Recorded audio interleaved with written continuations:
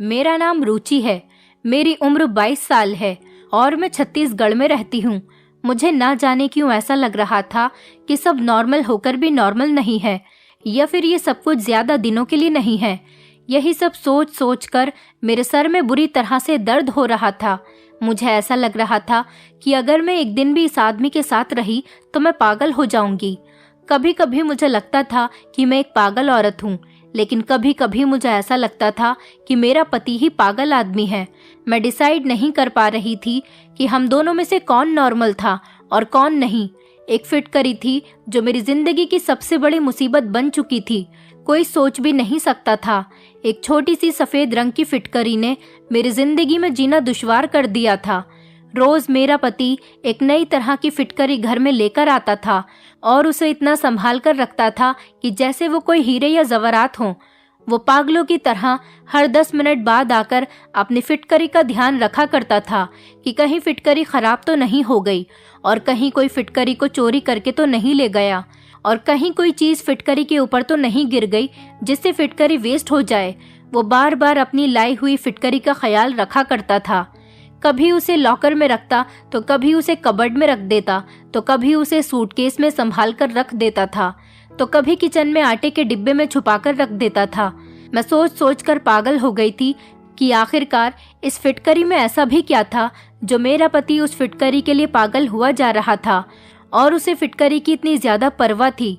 शादी के बाद मैं जब नई नई दुल्हन बनकर इस घर में आई थी तो तब भी मेरे पति के हाथ में यही फिटकरी थी। वो मुझसे बात करने के बाद अपनी फिटकरी को लेकर बाथरूम में चला गया था और मेरे पति को गए हुए लगभग 3 घंटे हो गए थे। मैं अपने पति का बहुत देर तक इंतजार करते करते सो गई थी, क्योंकि मैं भी दुल्हन बनकर काफी थक गई थी, इसलिए मुझे नींद आ गई थी। और आखिरकार मैं अपने पति का कब तक इंतजार कर सकती थी। मेरा पति तो ना जाने कब बाथरूम से बाहर निकलता। मैं कब सो गई मुझे कुछ पता ही नहीं चला। सुबह को जब मेरी आंख खुली तो मेरा पति मुझे बिस्तर पर नजर नहीं आया था। मैं सोच में पड़ गई थी कि क्या उसने सारी रात बाथरूम में ही बिताई थी। मैं बड़ी परेशान हो गई थी और मैंने देखा कि वो बाथरूम से निकला और उसके हाथ में वही थैला मौजूद था जिसके अंदर फिटकरी थी।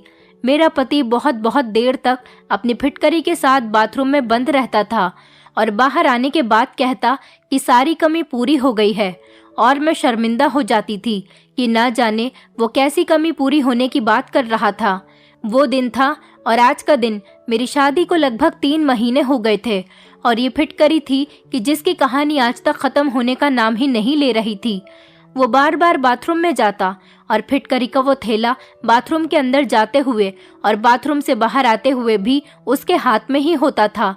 बाथरूम से लगातार पानी गिरने की आवाज आती रहती, और जब ज्यादा देर हो जाती तो मेरा पति बाथरूम से बहुत खुश होकर बाहर निकलता था। मैं तो बड़ी अजीब सी उलझन में फंस गई थी। मैं अपनी परेशानी किसी को बता भी नहीं सकती थी। ये सच्चाई जानने के लिए एक रात मैंने बाथरूम की खिड़की से झांक कर देखा तो मेरा दिमाग फट गया था और मेरे होश उड़कर रह गए थे। मेरे माता पिता मुझे बहुत प्यार किया करते थे क्योंकि मैं उनकी लाडली बेटी थी। मैं अपने सब भाई बहनों में सबसे छोटी थी, इसलिए मुझे अपने माता पिता के साथ साथ अपने बड़े भाई बहनों का भी बहुत प्यार मिला था।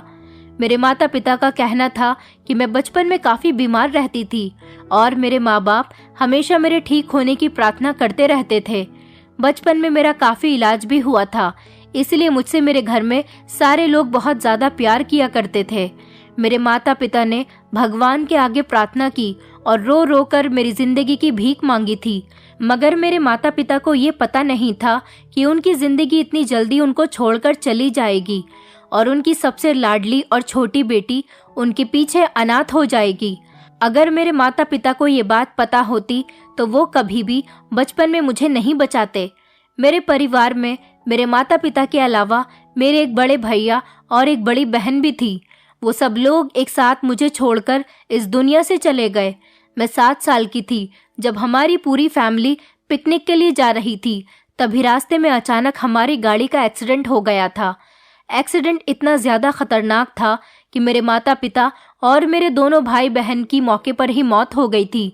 लेकिन शायद भगवान को मुझे जिंदगी देनी थी, इसलिए कितने लोगों की मौत हो जाने के बाद मैं अकेली बच गई थी। मेरे मामूली सी चोट आई थी, लेकिन मेरी जिंदगी बच गई थी। लोग मुझे देखकर हैरान हो रहे थे कि ये लड़की कैसे बच गई। कहते हैं कि जिसकी जिंदगी भगवान लिख दे उसे कौन मार सकता है। और कुछ लोग मुझे देखकर बहुत अफसोस भी कर रहे थे कि मैं अपने माता पिता के बिना कैसे इस दुनिया में अकेली रहूंगी। अच्छा तो यही होता कि मैं भी अपनी फैमिली के साथ ही इस दुनिया से चली जाती। लोग कह रहे थे कि ये लड़की अब अनाथ होकर जिंदगी कैसे गुजारेगी, कौन इसकी परवरिश करेगा। इसी तरह से मेरी पूरी फैमिली खत्म हो चुकी थी और मैं अकेली हो गई थी, क्योंकि मैं बिल्कुल लावारिस थी। मेरे पिता के सौतेले भाई ने मुझे अपने घर में जगह दे दी थी, क्योंकि और कोई मुझे अपने साथ रखने के लिए तैयार ही नहीं था। और मेरी माँ के रिश्तेदार तो डर की वजह से कभी हमारे घर पर अफसोस करने के लिए भी नहीं आए थे। मैं अपने चाचा चाची के घर में रहने लगी थी और उनकी बेटियों की उतरन पहनकर उनका बचा हुआ खाना खाकर अपना गुजारा कर रही थी। वो लोग मुझे बहुत ताने भी दिया करते थे। उन लोगों के ताने सुन सुनकर ही मैं जवान हो गई थी और इसी तरह से टाइम तेजी से गुजरता चला गया था और मेरी शादी की उम्र हो गई थी। मेरे लिए काफी सारे रिश्ते भी आने लगे थे। मुझे ऐसा लगता था मेरे लिए रिश्ते आते ही मेरी चाची परेशानी में आ जाती थी। मेरी चाची ने मुझसे जान छुड़ाने के लिए मेरी शादी एक ऐसे इंसान से कर दी थी जिसको मैं जानती तक नहीं थी। फिर भी मैंने सोचा कि चाची के घर पर मुझे सारा दिन नौकरानियों की तरह काम करना पड़ता था। इससे बेहतर तो यही होगा कि मैं अपने पति के घर काम करूं और उसकी सेवा करूं। जब मैंने अपने होने वाले पति को देखा तो लड़का काफी हैंडसम और स्मार्ट था, इसीलिए मैं बेफिक्र हो गई थी। फिर सुना कि लड़के वालों का अपना घर है, तो इस बात से मैं और भी ज्यादा खुश हो गई थी। चाची ने तो अपनी जान से छुटकारा पाने के लिए मेरी शादी जल्दबाजी में कर दी थी, क्योंकि मैं बहुत ज्यादा खूबसूरत थी और मेरी चाची की बेटियां मुझसे ज्यादा खूबसूरत नहीं थीं। इसलिए चाची जलन की वजह से मुझे जल्द से जल्द विदा करना चाहती थी, ताकि उनकी बेटियों के लिए आगे का रास्ता साफ हो सके। विदाई के टाइम पर चाची ने मुझसे कहा था कि अब ससुराल में ही रहना, मेरे घर आने की कोई ज़रूरत नहीं। मेरे पास तो इतने पैसे नहीं हैं कि मैं तुम्हारा खर्चा उठा सकूं। जैसे भी हालात हों तुम्हें अपने ससुराल में ही रहना है, और अगर अपनी ससुराल में तुम्हें कोई परेशानी लगे तो चुपचाप उसे बर्दाश्त करना। तलाकशुदा बनकर मेरे घर पर आने की कोई ज़रूरत नहीं। चाची की इस बात ने मुझे बहुत परेशान कर दिया था। वो इस तरह की बातें ना जाने मुझसे क्यों कर रही थी। अभी तो मेरी विदाई भी पूरी नहीं हुई थी और वो तलाक तक पहुंच गई थी। आखिर वो ऐसा क्यों कह रही थी? क्या लड़के में कोई खराबी थी या उसके घर वालों में कोई गड़बड़ थी? मेरे दिमाग में अजीब अजीब तरह के सवाल पैदा होने लगे थे और इन्हीं सवालों को सोचते हुए जब मैं अपनी ससुराल विदा होकर चली गई तो शादी की पहली रात ही मुझे अंदाजा हो गया था कि चाची इस तरह की बातें क्यों कर रही थी।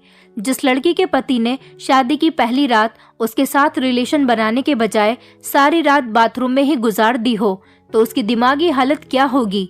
शर्म की वजह से ये सवाल मैं अपने पति से कर भी नहीं सकती थी, क्योंकि मैं नई नवेली दुल्हन थी और नई नवेली दुल्हन ऐसी बात कहती कि उन्होंने ऐसा क्यों नहीं किया और सारी रात बाथरूम में क्यों रहे, तो ये बात गलत हो जाती। मैंने सोचा कि मैं तो सो गई थी, हो सकता है कि वो भी आकर सो गए होंगे। शायद बहुत सुबह को वो दोबारा बाथरूम में नहाने के लिए चले गए हों। बस यही सोचकर मैंने अपने दिल को तसल्ली दे दी थी, लेकिन मेरी ये तसल्ली किसी भी काम नहीं आई थी जब रोजाना कमरे में मेरा पति यही अजीबोगरीब तरह की हरकतें करने लगा था। शादी को 1 महीना पूरा होते ही मेरी सास ने पोता पोती की रट लगा ली थी। मेरी सास को तो ये भी नहीं पता था कि 1 महीने में से एक भी दिन उनके बेटे ने मुझे हाथ तक नहीं लगाया था। उनका बेटा तो ना जाने किन हरकतों में बिजी रहता था और मैं शर्म की वजह से ये बात किसी से कह भी नहीं सकती थी। 1 महीने बाद जब मैं चाची से मिलने उनके घर पर गई तो चाची मुझे देखकर परेशान हो गई थी और एकदम से उन्होंने मुझसे सवाल किया कि मैं अपना घर छोड़कर तो नहीं आई हूँ। चाची के सवाल पर मैंने बड़ी हैरत से उनकी तरफ देखा। मेरी विदाई के टाइम पर भी उनका मेरे साथ यही बिहेवियर था और मैं पूरे 1 महीने बाद उनसे मिलने के लिए आई थी, तब भी वो मेरे साथ ऐसी अजीबोगरीब बातें कर रही थी। मैंने चाची से कहा कि नहीं, मैं तो सिर्फ आपसे मिलने के लिए यहाँ पर आई हूँ। मुझे उनकी बात से बहुत दुख पहुँचा था। मैंने अपना सारा बचपन और लड़कपन इस घर में ही गुजारा था। मुझे इस घर से बहुत ज्यादा लगाव था। क्या मेरा इतना भी हक नहीं बनता था कि मैं इस घर में अपने चाचा चाची से मिलने के लिए भी कभी कभी आ जाऊं? मैं उदास होकर अपने घर को वापस आ गई थी और इधर देखा कि मेरा पति फिटकरी उठाकर बाथरूम में जा रहा था। अपने पति को तो मैं कभी दिखाई ही नहीं देती थी। मैं इस घर में अपने पति के लिए बस मामूली सी थी। वो अपनी पत्नी से ज्यादा फिटकरी से मोहब्बत करता था। कभी कभी तो मैं सोचती थी कि मैं खामोशी रहूं और अपने गुस्से पर कंट्रोल करूं और इसे अपनी किस्मत में लिखा हुआ समझकर अपने भाग्य के साथ समझौता कर लूं। फिर अगले ही पल मुझे याद आता कि मैं क्यों खामोश रहूं और मुझे तो बल्कि अपने पति का सारा सच दुनिया के सामने लाना चाहिए। मगर ऐसा तो मैं सिर्फ अपने सपनों में ही कर सकती थी। हकीकत में तो मुझे परेशान होने के अलावा और कोई दूसरा काम भी नहीं आता था। अब मैंने खुद को घर के कामों में बिजी रखना शुरू कर दिया था और मैं ज्यादा से ज्यादा अपने आप को बिजी रखने की कोशिश में लगी रहती थी। अब मेरा सारा ध्यान घर वालों के कपड़े धोना, खाना बनाना और घर की साफ सफाई करने में ही लगा रहता था। मैं चाची के घर में भी नौकरानी थी और अपनी ससुराल में आकर भी नौकरानियों की ही जिंदगी गुजार रही थी। फिर मैंने सोचा कि आखिरकार मैं कब तक इस तरह की जिंदगी गुजारूंगी। मुझे अपने पति से बात करनी ही होगी। एक दिन मैंने बंद शब्दों में अपने पति को ये बात समझा दी थी कि उनकी माँ मुझसे पोता पोते की डिमांड करती है। ये बात सुनकर जैसे मेरे पति को करंट सा लग गया था। उन्होंने फौरन ही कहा कि अभी ऐसा कुछ भी नहीं हो सकता और ऐसा बिल्कुल मुमकिन नहीं। इतना कहकर वो कमरे से बाहर चले गए थे तो मैं अपना सर पकड़कर बैठ गई, क्योंकि मुझे अपने पति पर पहले से ही शक था और अब मुझे अच्छी तरह से यकीन हो गया था कि मेरा पति नामर्द है। इसलिए वो फिटकरी का बहाना बनाकर रोज रात को बाथरूम में चला जाता है और फिर मेरे सोने का इंतजार करता है। जब मैं सो जाती हूँ तो वो बाथरूम से बाहर निकल कर आता है। वो ऐसे ही करता है, वरना कोई मर्द ऐसा नहीं होता जो अपनी नई नवेली दुल्हन को अकेला छोड़कर इस तरह से सारी सारी रात खुद को बाथरूम में बंद नहीं रखता। मैंने सोचा अब मुझे अपने पति के इस राज से पर्दा हटाना ही पड़ेगा और मैं सच जानकर ही रहूंगी और यही सारा सच मैं सब लोगों के सामने लेकर आऊंगी। एक दिन रात के टाइम पर मैंने सोचा कि मैं सोने की एक्टिंग करती हूँ और देखती हूँ कि मेरा पति रात में क्या करता है। मैंने आज ही अपने पति से कहा था कि मुझे बहुत नींद आ रही है और मेरी तबीयत ठीक नहीं। मेरा सर दर्द से बुरी तरह फटा जा रहा है, इसलिए वो मुझे जगाने की कोशिश न करे। मेरी ये बात सुनकर तो मेरे पति के चेहरे पर अजीब सी मुस्कुराहट आ गई थी, जैसे कि उन्हें इंतजार हो कि मैं जल्दी से सो जाऊं।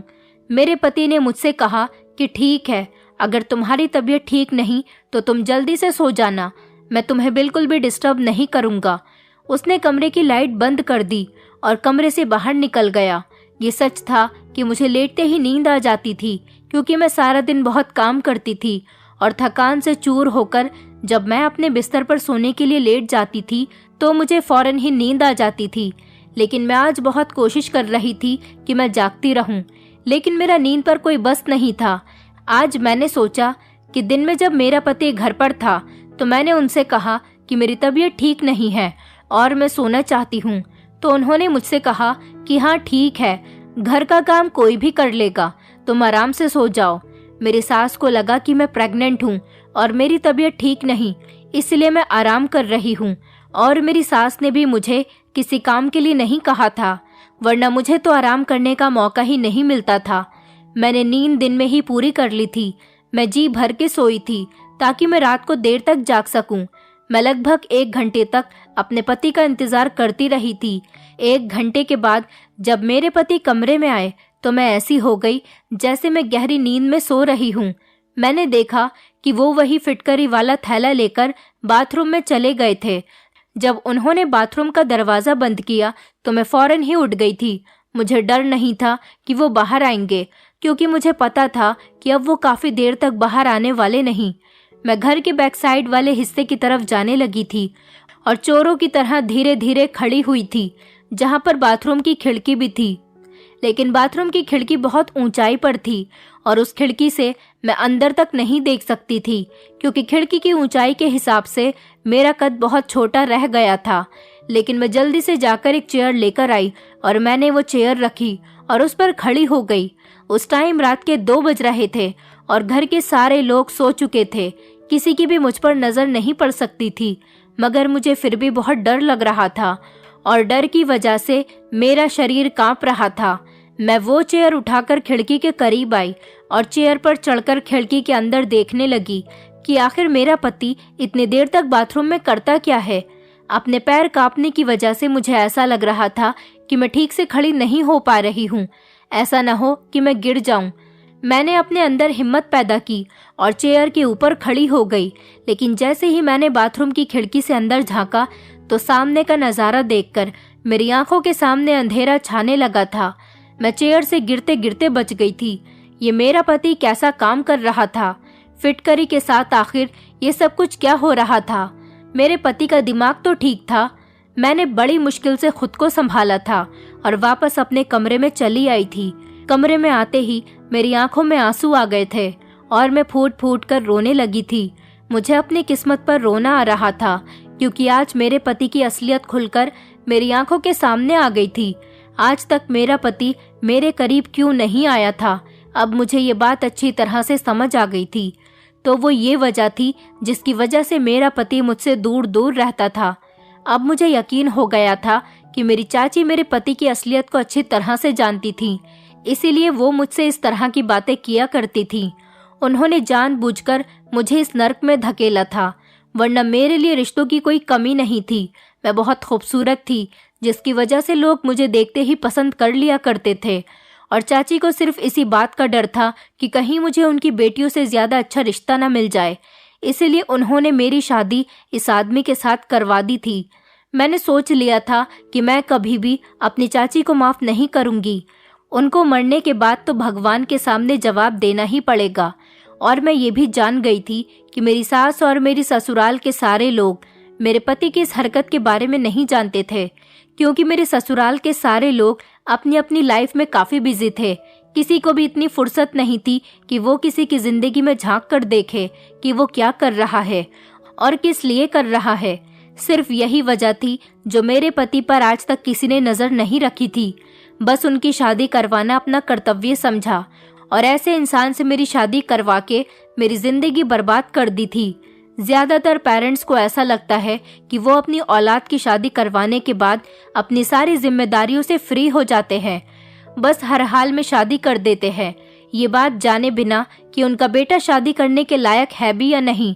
बस किसी भी लड़की के पल्ले अपने लड़के को बांधकर उस मासूम लड़की की ज़िंदगी को बर्बाद कर देते हैं, और लड़का अपनी बदनामी होने की वजह से किसी को बताता नहीं कि मुझे क्या परेशानी है, मैं नामर्द हूँ और मैं शादी करने के काबिल नहीं हूँ। इसी वजह से मुझ जैसी लावारिस और मासूम लड़कियां दर दर की ठोकरें खाकर ऐसे आदमियों की किस्मत में आ जाती हैं और सारी जिंदगी अपना मुंह बंद करके जिंदगी गुजारती रहती हैं। और मैं उस टाइप की लड़की नहीं थी। मैं चुप रहने वालों में से बिल्कुल भी नहीं थी। खामोश रहकर मुझे थोड़ी ना कोई अवार्ड मिलने वाला था, बल्कि मेरे ससुराल वाले सारी उम्र मुझे बच्चे ना होने के ताने देते रहते और मुझे बांझ कहा जाता। मैं सोच सोच कर बहुत आगे निकल आती थी, और अब परेशानी ये थी कि मैं क्या करती और कहाँ जाती। मेरे पास तो अपना सर छुपाने के लिए कोई दूसरी जगह भी मौजूद नहीं थी, और उधर चाचा के घर में चाची ने भी मुझे उनके घर पर जाने के लिए मना कर दिया था। मैंने डिसाइड कर लिया था कि मैं अब खामोश नहीं रहूंगी। मैंने बहुत बर्दाश्त कर लिया था, लेकिन अब कुछ भी बर्दाश्त करने के लिए नहीं बचा था। मेरे आगे पीछे कोई नहीं था, तो इसका क्या मतलब कि मेरा पति मुझे धोखे में रखता, और मैं इंतज़ार में थी कि मेरा पति बाथरूम से बाहर आ जाए। बहुत देर बाद जब मेरा पति बाथरूम से आया तो मुझे जागता हुआ देखकर वो चौंक गया था। मैंने गुस्से से अपने पति का गिरेबान पकड़ लिया और उससे चिल्लाते हुए कहा कि आखिर तुमने मेरे साथ ऐसा क्यों किया और तुमने सारी सच्चाई मुझसे क्यों छुपाई। मेरा पति एकदम अनजान बन गया। वो ऐसे एक्टिंग कर रहा था जैसे उसे कुछ पता ही न हो। उसकी इस हरकत पर मेरा मन कर रहा था कि मैं उसे जान से मार डालूं। उसे नहीं पता था कि वो जो एक्टिंग मेरे सामने कर रहा है, मैं उस एक्टिंग को अच्छी तरह से समझ गई थी।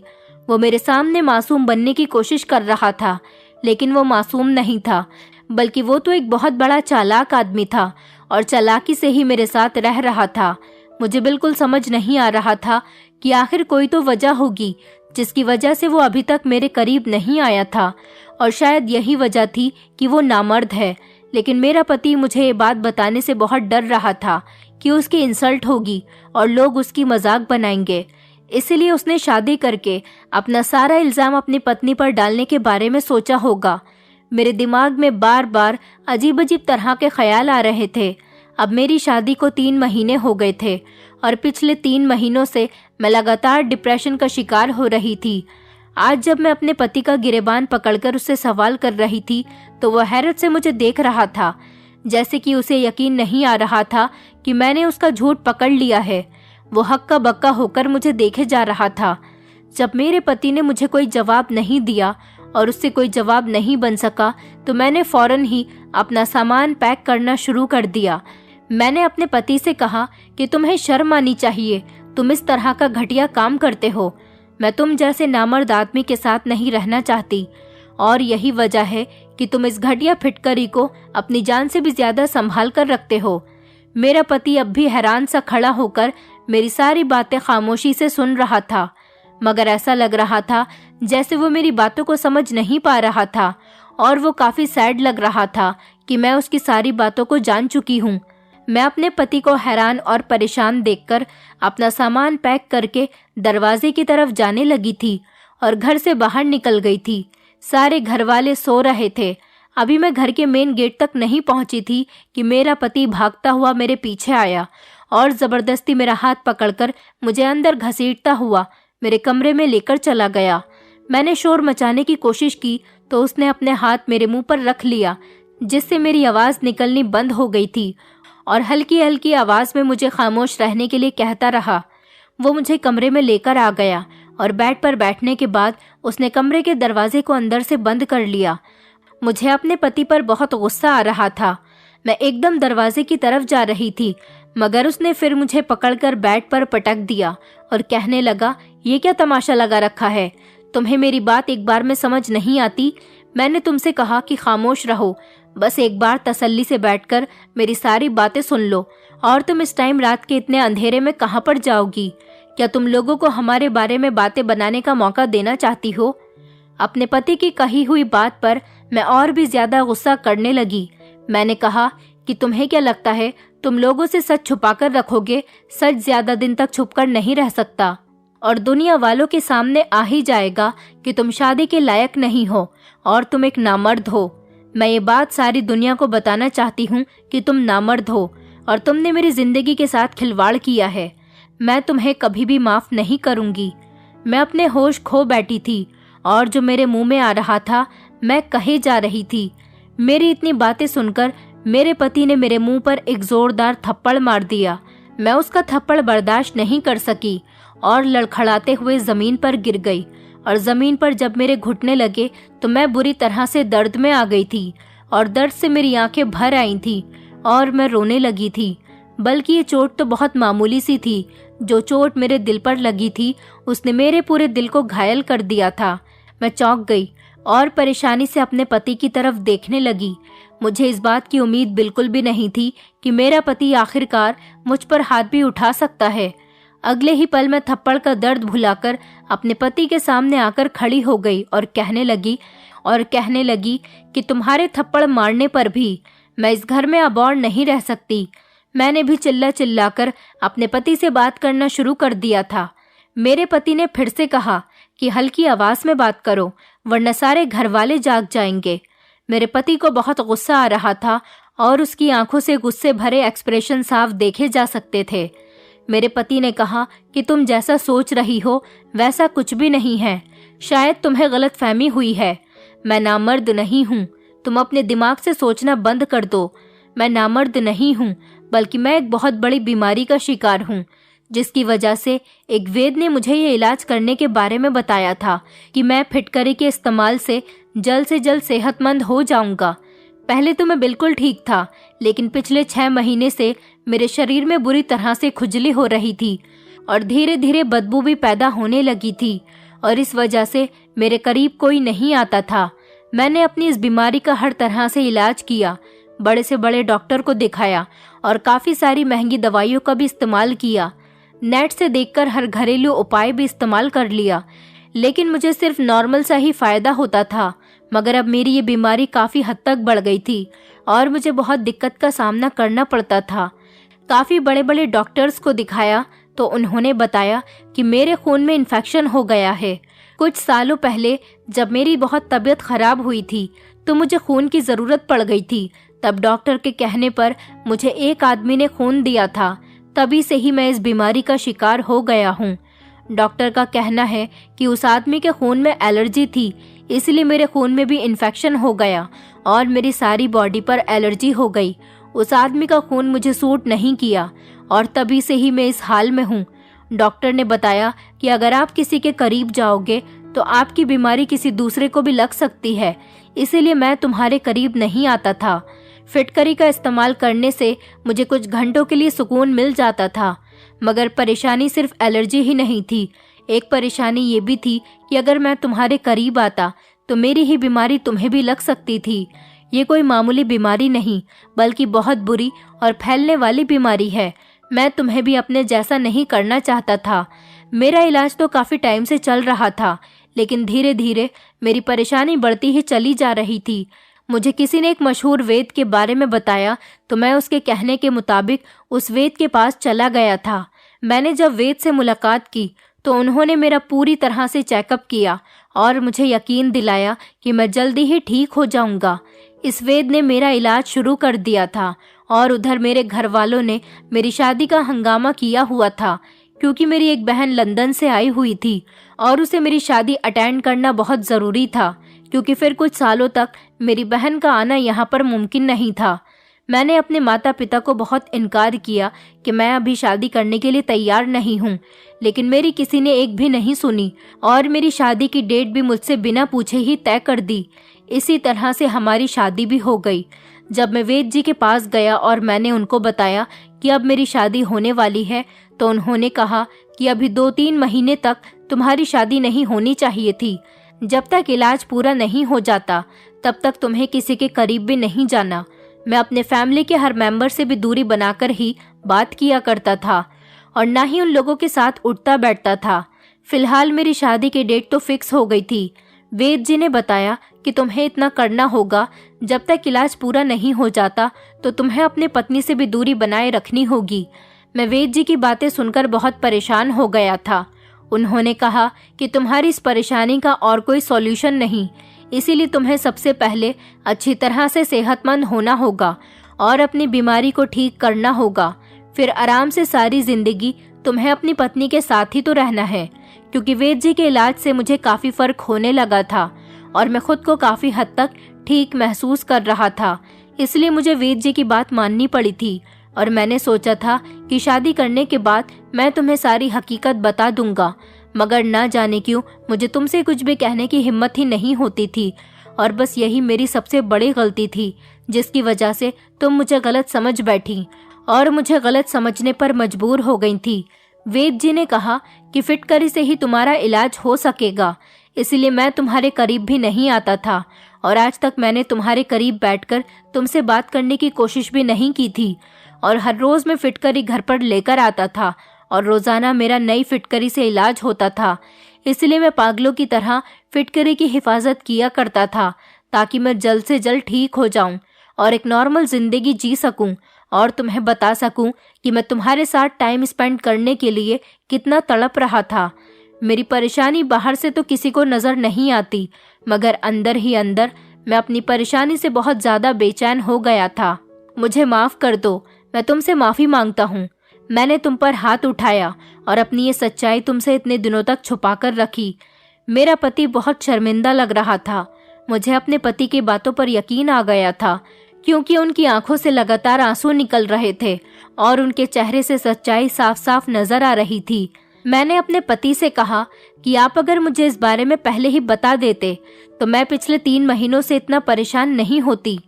मेरे दिमाग में तो तरह तरह की बातें आने लगी थी। मेरे अलावा कोई और भी होता तो शायद आपके बारे में ऐसा ही सोचता, और तुम्हारी कुछ हरकतें ऐसी थीं जिसकी वजह से मुझे ऐसा लगा कि तुम मुझे धोखा दे रहे हो। और मैं भी अब आपसे माफ़ी मांगती हूँ कि मैंने आपके साथ बहुत बदतमीज़ी की और आपको नहीं समझा। मैंने बहुत शर्मिंदा होकर अपने पति से माफ़ी मांगी और उन्हें यकीन दिलाया कि मैं हमेशा आपका साथ दूंगी और जब तक आप पूरी तरह से ठीक नहीं हो जाते मैं आपका पूरा ख्याल रखूंगी। वो दिन है और आज का दिन है। मैं और मेरे पति हमेशा एक दूसरे के साथ हैं और भगवान की बहुत बड़ी कृपा है कि धीरे धीरे मेरे पति की बीमारी भी जड़ से ख़त्म हो गई और मेरे पति अब बिल्कुल ठीक हैं और हम पति पत्नी एक दूसरे के साथ बहुत अच्छी ज़िंदगी गुजार रहे हैं। कभी कभी हम अपनी फीलिंग्स को साइड में रखकर न जाने किन बातों में खो जाते हैं। बहुत सी ऐसी छोटी छोटी गलतफहमियां हैं जो घर को बर्बाद कर देती है। हमें अपने लाइफ पार्टनर को अच्छी तरह से समझने की कोशिश करनी चाहिए, लेकिन हम तो सिर्फ अपने बारे में ही सोचते हैं। हम नहीं जानते कि सामने वाले के दिल का हाल क्या है और वो किस परेशानी से जूझ रहा है। अगर हम किसी की परेशानी को समझ सकें तो हम उसका साथ देकर उसे कामयाब बना सकते हैं और उसकी परेशानी को जड़ से ख़त्म कर सकते हैं। मैं भगवान से प्रार्थना करती हूँ कि भगवान हम लोगों को सोचने और समझने की हिम्मत दे और ताकत दे और हमें सही फैसला करने की समझ दे। और अब मेरे पास एक 3 साल की बेटी भी है। ऐसा लगता है जैसे मेरी ज़िंदगी से सारी परेशानियां ख़त्म हो गई हैं, क्योंकि मेरे पति इतने अच्छे पति हैं कि कभी कभी मुझे अपनी किस्मत पर यकीन ही नहीं आता कि ये वही आदमी है जिस पर मैंने पहले कुछ जाने बिना ही काफ़ी सारे इल्ज़ाम लगाए थे और शक किया था। अब मैं अपने पूरे परिवार के साथ बहुत खुश हूँ। दोस्तों, उम्मीद करती हूँ आपको हमारी कहानी पसंद आई होगी। कहानी पसंद आई है तो वीडियो को लाइक करें, चैनल पर नए हैं तो चैनल को सब्सक्राइब करें और हाँ, नोटिफिकेशन बेल को ज़रूर दबाएं ताकि अगली अपडेट सबसे पहले आपको मिले।